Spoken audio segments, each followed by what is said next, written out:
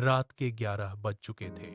शहर की बत्तियां बुझ रही थीं, लेकिन रवि की आंखों में नींद का नामो निशान तक नहीं था।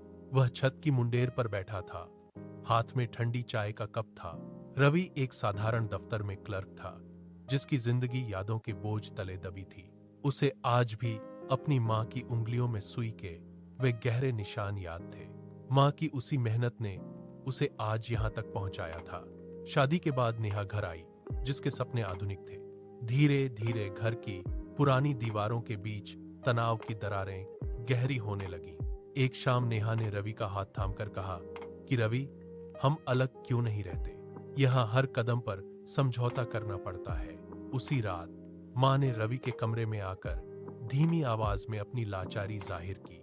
बेटा, अब इस बुढ़ापे में तुम मुझे अकेला छोड़कर नहीं जा सकते। दफ्तर में बॉस की कड़वी डांट उसे अंदर से खोखला कर रही थी। उसे सिखाया गया था कि मर्द कभी रोते नहीं, आंसू कमजोरी है। वह अपनी सारी पीड़ा को सीने में दबाकर हर रोज ऑफिस जाता रहा। लेकिन अगले दिन रवि ने एक बड़ा फैसला लिया। उसने मां और नेहा को एक दूसरे के आमने सामने बैठा दिया। उसके हाथ में पानी का गिलास कांप रहा था, पर आवाज में दृढ़ता थी। मां, आपने मुझे जीना सिखाया, और नेहा, तुमने मुझे जीने का मकसद दिया।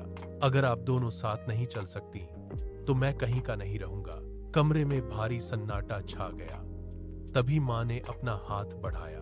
मां बोली कि बहू, मुझे बेटे से ज्यादा उसकी खुशी चाहिए।